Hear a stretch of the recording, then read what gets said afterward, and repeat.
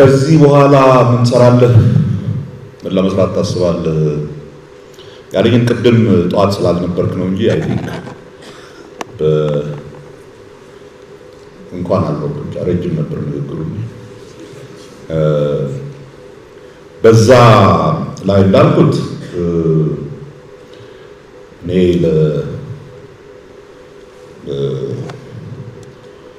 ኢትዮጵያን ይጠቅማል ብዬ ማስበው ምንም ነገር ኢትዮጵያን የሚጠቅም ነገር ነውና በዚህ በኩል እርዳታ ብዬ እምቢ የምለው ነገር የሚኖር አይመስለኝም። በእርግጥም ታምነው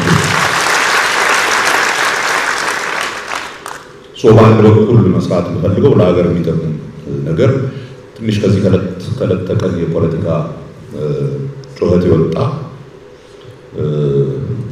በነገራችን ላይ ለኢዜማ ሰዎች ምስጋና ማቅረብ የምፈልገው እድሜ ልኬን ተቃዋሚ ወይም መምህር ሆኜ ስሰራ መንግስትን ስተች የመንግስት አሰራር ምን እንደነበረ ወር እንዴት እንደሚሄድ በደንብ አላውቅም። ባለፉት 4 ዓመታት ተኩል የትምህርት ሚኒስቴር ሆኜ መስራት ከጀመርኩ በኋላ ከምን ጊዜው በላይ መንግስት ምን እንደሆነ የተረዳሁበት። መንግስት ለአንድ ሀገር በጣም አስፈላጊ ተቋም። መንግስት ላይ መሆን በትንሹ ማታስብ ከሆነ ትንሽ ገንዘብ እንዴት እንደምትሰራ እንዴት ግቦ እንደምትወስድ ምናምን ማታስብ ከሆነ መንግስት ውስጥ ስትሆን በጣም ብዙ ነገር መስራት ይችላል። ትልቅ አቅም ነው የሚሰጠው መንግስት። ያንን ሳላይ ብሞት አዝን ነበር። እንዴት ኢትዮጵያን መንግስትን እንዳውቅ ያደረጋችሁኝ እናንተ የኢዜማ ሰዎች ናችሁ እና በዛ በጣም ላመሰግናችሁ እፈልጋለሁ። ትልቅ ኤክስፒሪየንስ ነው ያገኘሁት መንግስት ላይ እና መንግስትን ሀገርን የሚጠቅም ነገር ምን ጊዜ ለማገልገል። ሁለተኛ ግን ኢዜማ መድረስ አለበት ብዬ የማስበው ደረጃ አለ። እዛ ደረጃ ላይ እስኪደርስ ድረስ አብሬ መርዳት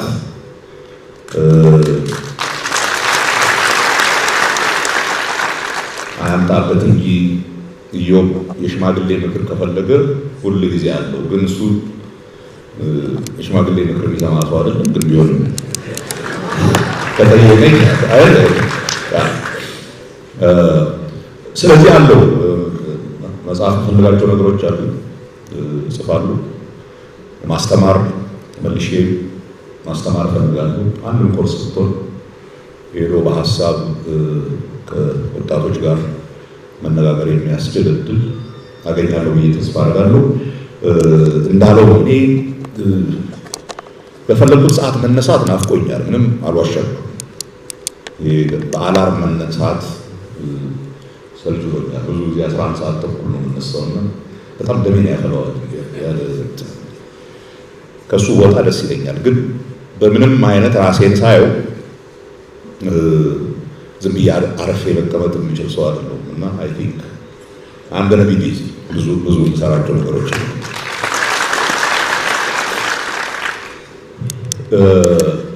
በህይወቴ የከፋ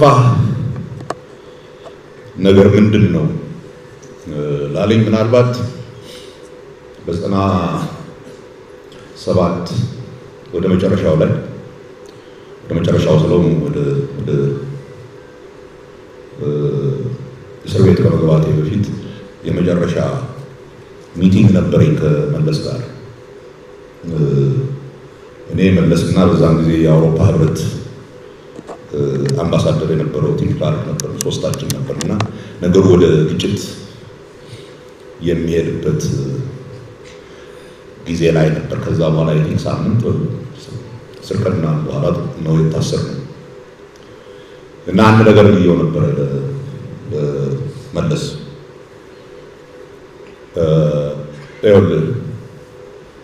የ97 ምርጫ እንዳሸነፍን ምንም ዳውት የለንም፣ አንተም ታውቋለህ። በሌላ በኩል ደግሞ በምንም አይነት ኢህአዴግ ስልጣኑን እንደማይለቅ እናውቃለን። ስለዚህ በእኛ በኩል ስልጣኑን ይዘህ በሚቀጥሉት 5 ዓመታት ቀጥል ግዴታ። ግን ከ5 ዓመት በኋላ እውነተኛ ዴሞክራሲያዊ ምርጫ ተደርጎ ሀገራችን ወደ ዴሞክራሲያዊ ስርዓት የመሸጋገር እድል እንደሚኖራት ተስፋ አደርግ ነበር። ቅንጅት መጨረሻ ላይ የወሰነው ምሳሌ መጣች እንደሆነ 8 ነጥብ ፖሊሲ ብለን እንትን ያደረግነው ሁሉንም የተሰረቀውን ነገር በሙሉ እንተውላችሁ፣ ግን ከ5 ዓመት በኋላ ለሚኖረው ምርጫ መሰረታዊ የሆነ ዴሞክራሲያዊ ስርዓት ለመፍጠር አስፈላጊ የሆኑ ነገሮችን ተስማሙ ብለን ነበር የጠየቅነው እና መለስ ያለት በግልጽ የነገረኝ ያንን ለማድረግ ፈቃደኞች እንዳልሆኑ ነበር እና ያን ዕለት ሪሊ ዲፕረስ ሆኜ ያመሸሁበት ቀን እሱ ነው። ምክንያቱም ከዛ በኋላ ሊመጣ የሚችለውን ችግር አያው ነበር። ሞት የእኛን መታሰር የሰዎች መሞት ምናምን ብቻ ሳይሆን ይቺ ሀገር እያደር ምን አይነት አደጋ ውስጥ እየገባች እንደምትሄድ ስለማውቅ በጣም በጣም ያስቸገረኝ ጊዜ ነው። ቢኮዝ ለሱ የነገርኩት ኢትዮጵያን ዴሞክራሲያዊ ያደረገ መሪ ከመባል በላይ ምንድን ነው የምትፈልገው? ያንን ነገር ብታረግ ኢትዮጵያን ለመጀመሪያ ጊዜ ዴሞክራሲያዊ ያደረግ ትባላለህ። እድሜ ልክ እንዴት ከሱ ስልጣን መርጣለህ ነበር ያልኩት እና አይ ቲንክ በጣም አስቸጋሪ ነበር ይቀር ያለት። በነገራችን ላይ ለዶክተር አብይ ነግሬዋለሁ። ከምንም ነገር በላይ እቺን ሀገር ዴሞክራሲያዊ አድርገህ መሄድ ከቻልክ ትልቁ ታሪክ እሱ ነው የሚሆነው ብዬዋለሁ። እና አይ ሆፕ ይሄንን ያደርጋል ብዬ ተስፋ አደርጋለሁ።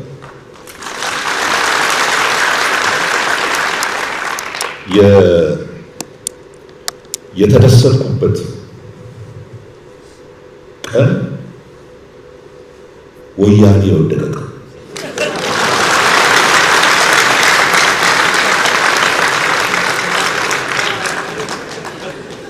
ለኔ በጣም አደገኛ ሁኔታ ላይ ነጭ አገሪቱ ብዬ በጣም በመፈራበት ጊዜ ያለው ለመጨረሻ የነበረውን ነገር ታውቃላችሁ።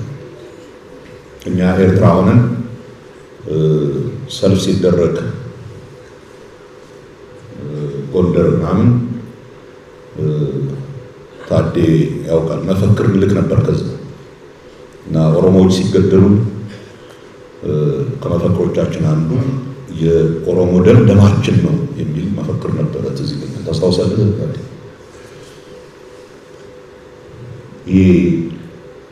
የዛ ጊዜ የነበረው አደጋ እቺን ሀገር ኮምፕሊትሊ የሚያላቅቅ ነገር ውስጥ ወያኔዎች ማስገባት እንደሚፈልጉ እናውቅ ነበር። ቤተ አማራ የሚባል ድርጅት ፈጥረው ትግሬን በሙሉ ገደል እናስገባለን የሚል ደህንነት የፈጠሩ ቤተ አማራ የሚባል ፍጹም ጸረ ቲፒኤልኤፍ አይደለም ጸረ ትግሬ የሆነ ፕሮፓጋንዳ የሚነዳ ድርጅት ፈጥረው ህብረተሰቡ እርስ በርሱ እንዲባላ ያላደረጉት ነገር እና በመጨረሻ ላይ ተሸንፈው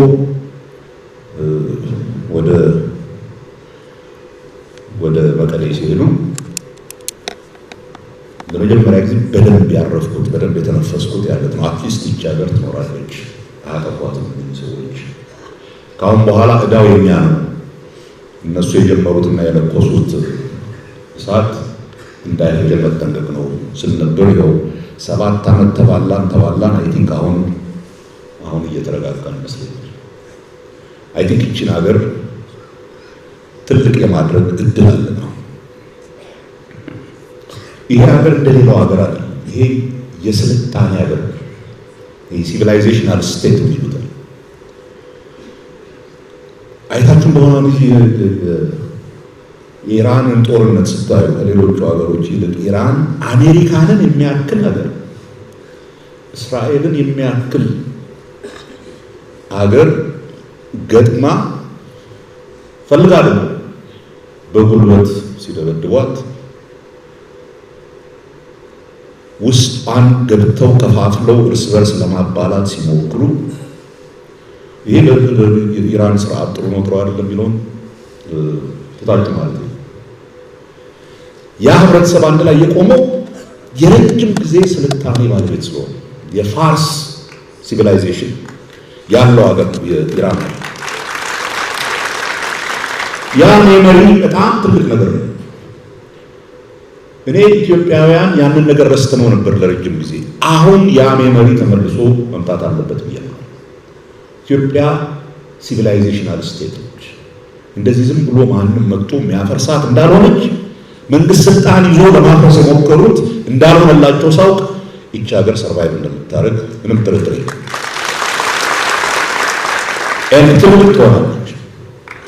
ትልቅ ትሆናለች። ለመጀመሪያ ጊዜ ስለ ኢትዮጵያ ትልቅነት ማሰብ ጀምራለች። ኮንሽስሊ ኢንቴንሽናሊ ስለ ኢትዮጵያ ትልቅነት ማውራት ጀምራለች። ስለዚህ የትልቅ ተስፋ አለኝ። በዛ ምክንያት በጣም ደስተኛ ደስ ብሎ ነው። በእውነት ነው አገራችን አደጋ ላይ አትወድቅም ይላል። የዓለምን ሁኔታ ያስፈራኛል፣ አደገኛ ነው። ያንን ግን ተቋቁሞ መቀጠል የሚችል ህብረተሰብ ይኖረናል ብዬ አስባለሁ። ስለ ደም ብዛታችን የጠየቀኝ ነገር ጥሩ ጥያቄ አይደል? ደም ብዛታችን ብለው አርሰናል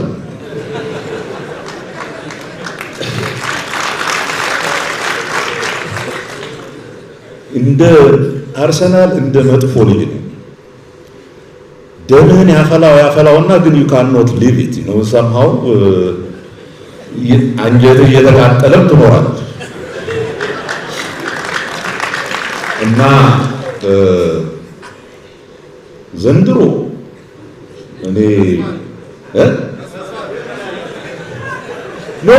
actually ብዙ ተስፋ አርጎ መክሰም ስለለመድኩ ነው መሰለኝ ያሸንፋሉ ብዬ ዋንጫ ይበላሉ ብዬ አላምንም። ራሴን እየተከላከልኩ ነው። አለበለዚያ